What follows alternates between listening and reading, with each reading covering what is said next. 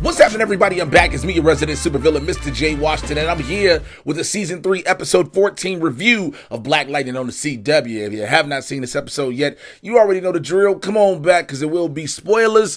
I missed y'all last week. I missed y'all because it wasn't a new episode to talk about. It was an old episode, which, now that I think about it, it was episode 309, the episode I didn't get a chance to review because of the family situation I was dealing with in December. So I actually could have did a review on this episode. Oops, my bad. Well, if you want a quick review of it, it was wrong. Okay? It was wrong. I know a lot of behind the scenes that went on with that episode, so I know it was wrong. But on top of it, the episode itself was wrong. Earth 2 has been gone for the longest, okay? There shouldn't have been an extra Jen. And then why did Jens all have to be spelled different names? That's a whole other story. Let's get into this episode. You start off with the fact you see Gabi talking to Dr. Jace and Gabi telling her that 40 years ago, I should have killed you. Now, let me stop right here, okay? This goes out to all my fluorescent sisters and even my fluorescent brothers. You all don't sometimes age gracefully. You know what I'm saying? Sometimes it looks like life has been whooping your ass, okay? You sometimes look older than your age at your age. I've seen 24-year-olds who look like 44-year-olds, okay? I met a white woman who I thought was in her late 20s, early 30s, found out she was 45, and I was like, ma'am, you have a great skincare regimen, until I looked at her hands, and I was like, ma'am, you are all of 45 years old in them fingers. You know what I'm saying? Like, we age slowly unless we do crack. Just the truth. Okay? Asians, you never know their ages.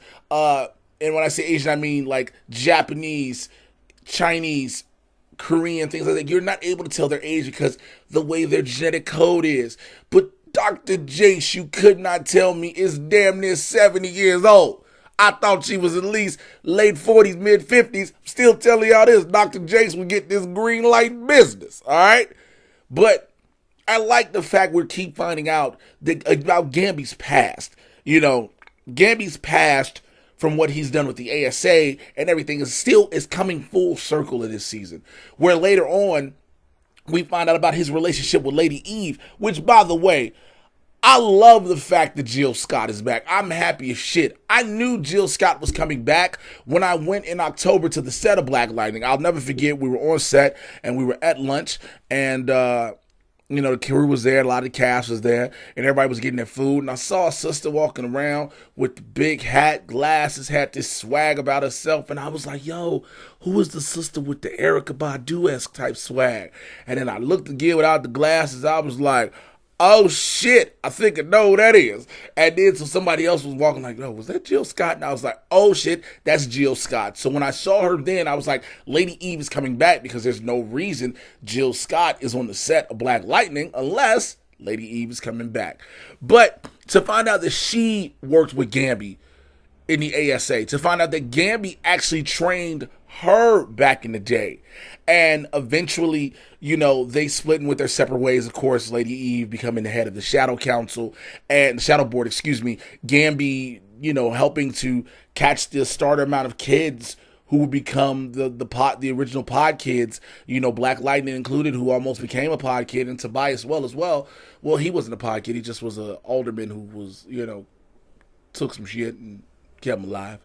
But to see Gabi's life, how that evolves, and also later you find out that Lady Eve has control still over Lala, which I need to discuss, okay?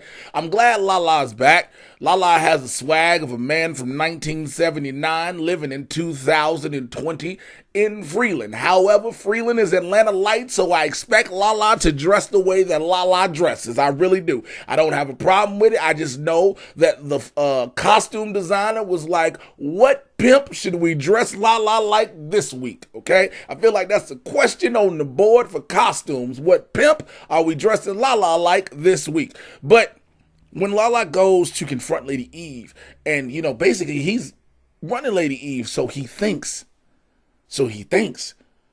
And, you know, she finds out because, of course, Lady Eve had one of her girls drug his head dude, you know what I'm saying, to get information, finds out about the briefcase. And finds out that that's why Lala has it, because he wants to use that to draw out Tobias, and so he can kill him. Lady Eve, of course, like I said, brings in Lala, to have this conversation. And Lala thinks like, yo, I'm not going to change our deal. I should have raised more money on you for you basically wasting my time. And, Lady Eve plays it cool for a second. She plays it cool. Sends her guys away. Lala sends his guy away. And then Lady Eve walks up on him. You know what I'm saying? And then hits his ass with the E pluribus unum. And I was like, why is she reading what the hell is on the back of a quarter and on a dollar bill and all that? But all I know was Lala started shaking and convulsing like he was having seizures and a voodoo doll at the same time. I laughed my ass off watching. I probably shouldn't have laughed as hard as I did, but I laughed so hard when I watched him just the shiver and shaking. And he was sitting on the ground like, like that's how you shut somebody up. And then for her to let him know, I've always been controlling you. He used my technology to put you on this leash that he has you on. That's why you want to kill him. Because, as a matter of fact, you can't kill him. Because if you remember in season 3, remember the devil deals the cards. All of these different things where Lala would try to kill Tobias and Tobias say a phrase or 3 and it just backs Lala off. But I dig all that. I'm so glad we're getting all this. I do think it's crazy that everything has come full circle as well with Anissa's telling Jen you can't trust Painkiller.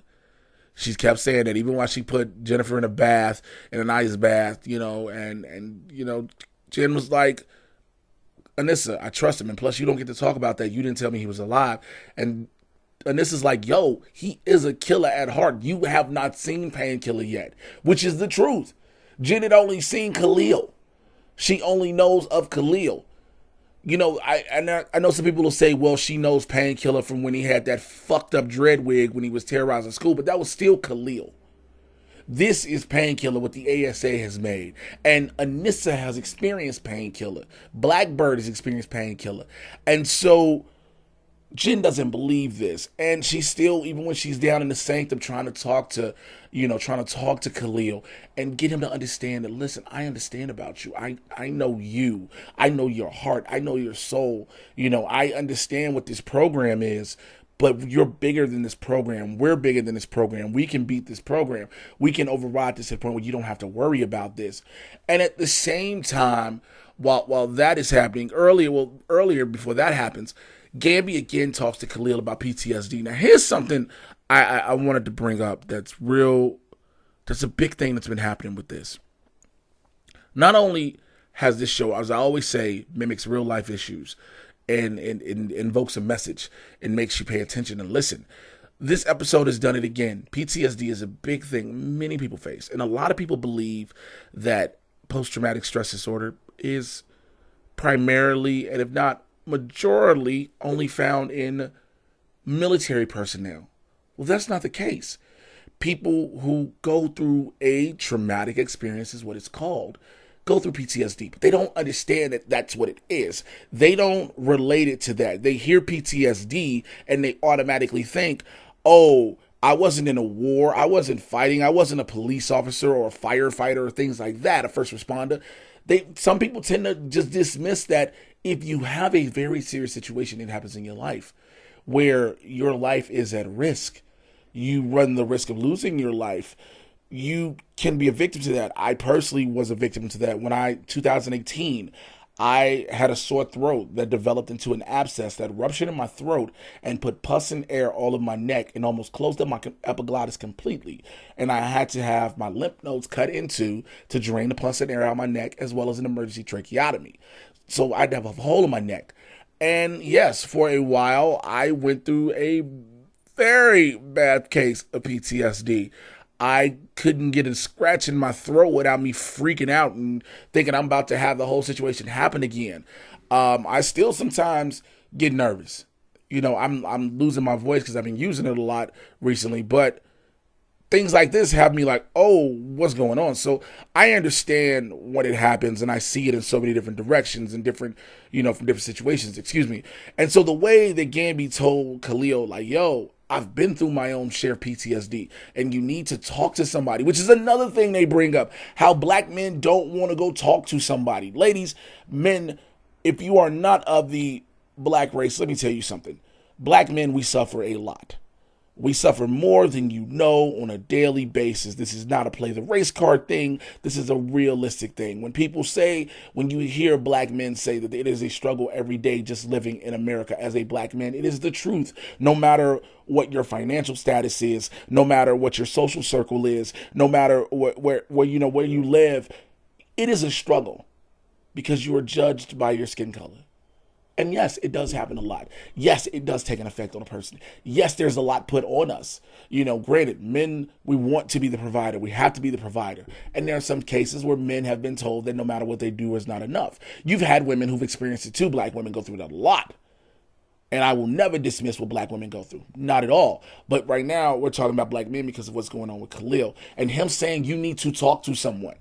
I bring that up because black men, we do not talk to someone. I have recently been kind of more vocal about my struggles with depression, anxiety, dealing with the things I deal with, not just because I'm a black man and people need to know, because I feel like I have a platform, so I'm allowed to use that and utilize the avenues I'm given to speak on these issues that affect not only just me, but many who look like me. And for Black Lightning to take this, hey, a young black man has gone through a traumatic experience. He does need to talk to somebody. He feels like there's no one he can talk to who would understand about a man having to kill his own mother.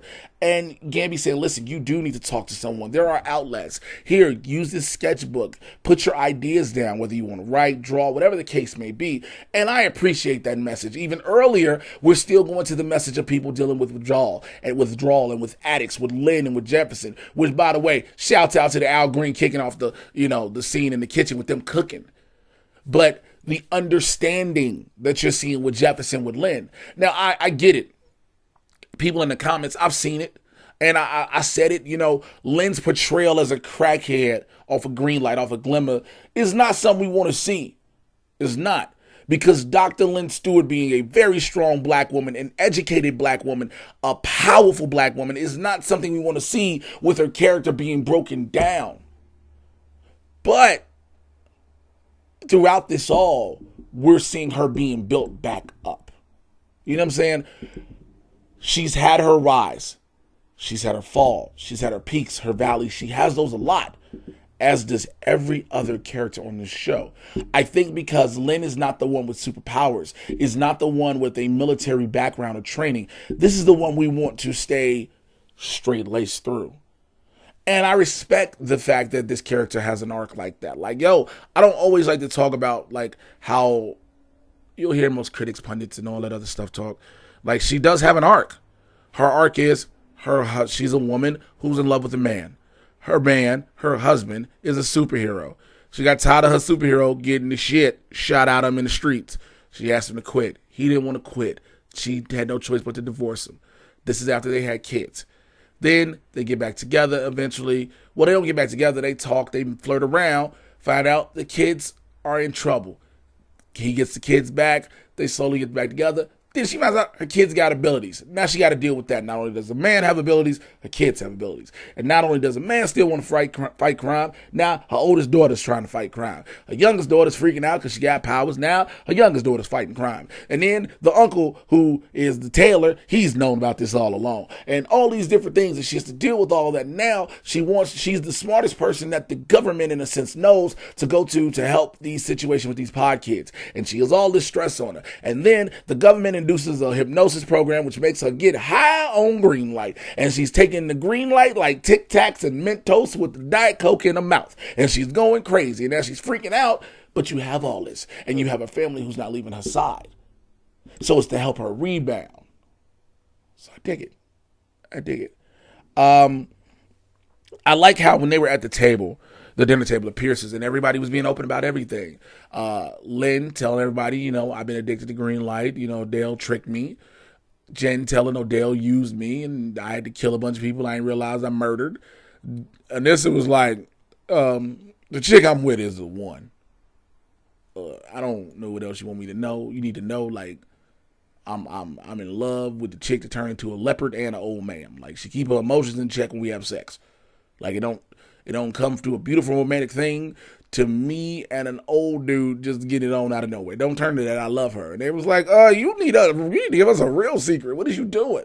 But I love how all that went. And then Jefferson was like, so I witnessed multiple universes disappear, and then I helped to recreate the universe we live in now. So, yeah, that's about it.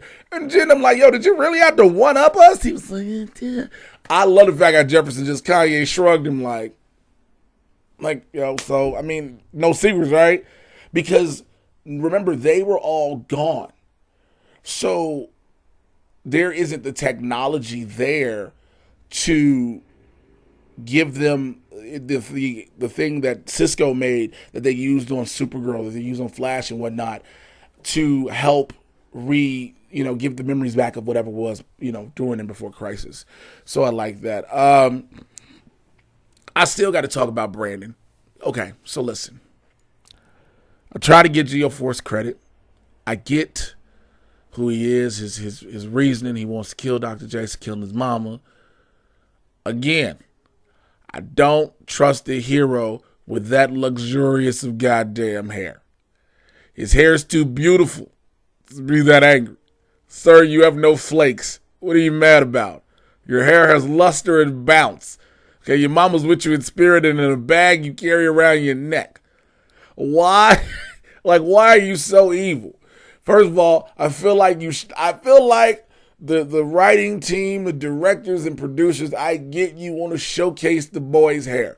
Boy's hair is like his strength. You don't want to give him a fade because he probably wouldn't get roles anymore. He probably gets all these roles because of his hair. And I'm not denying his acting ability, but a lot of times when in Hollywood, if you have extra physical attributes, it helps you get in the room quicker. But put that boy's hair in a ponytail. Just don't put it in the man bun. Put his hair in the man bun. I swear for Christ, I'm coming with these reviews. I'm going to cuss y'all asses out. Okay, I don't want to do that. But he goes to Bowman College with Jen to see Jace. And, he about ready to kill her off jump. Like, yo, let it get some answers out of her. Find out that Brandon basically got his abilities from his dad. Now, Brandon is Geoforce, and he switched up from what was in the comics, right? I have to do some research because I haven't checked up on it in a minute. I want to know if his father, how they're going to play the father role, because again, we're going to get introduced to him, and I want to see how that goes. And again, do we get Tara later? I've been asking that question. All right, last couple things I want to talk about. Brandon goes to TC in the Sanctum to ask about help, find out who his daddy is, and Jen again when she was talking to Khalil, the Painkiller virus or program breaks out of his firewall. And Jen is choking the shit out of Jen, okay? And applying poison at the same time. While clearly we didn't see when it happens, but he knocked out TC and Brandon.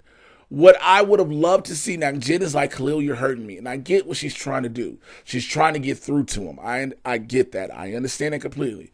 But Jen, as we know, has enough power to generate a personal nuclear bomb, right? Why, when he had her throat, and Jen didn't grab his hands and just shock him. He was like, boy, if you don't get the fuck up off me. And that's all she had to do.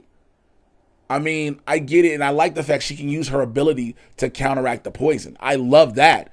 But I understand that she doesn't want to hurt Khalil. But she could have enough just to jolt him. Remember, Khalil's a meta. He heals.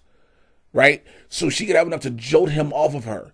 Now, Jen doesn't know much about technology. We don't either. So we don't know, yes, if she does that, would that completely release the Painkiller program? So it's a catch-22. And then later, Jen's on the roof. Khalil comes. And he's like, Khalil comes to try to talk to him like, yo, I need you. And she's like, yo, I can't be with a weapon that's pointed directly at my family, which is the truth. Like, as much as she's tried to believe, not believe in Nissa, and as much as she's tried to see the good in Khalil, that moment made her realize the Painkiller program was still there, and she still had to deal with it no matter what. So, she was like, I'll see you around, Khalil. And Khalil's like, no, you won't. Yeah, you will in about 2 episodes. About 2 episodes. I don't think he's gone for the season. I think we're going to have him as a part of this major fight with Gravedigger, which I wanted to save that to the end. I'm glad that we found out in the briefcase, thanks to TC opening it, that we get the backstory, the origin of Gravedigger, and they changed it a bit. They changed it from what the comics is, but I love it because you saw something that we have not seen in superhero movies that involve the war. You saw a black man being treated like a dog and disrespected by fellow soldiers he serves with because of the color of his skin. This is a thing that happened. Now, we know of black soldiers being treated like lab rats, i.e. the Tuskegee experiment.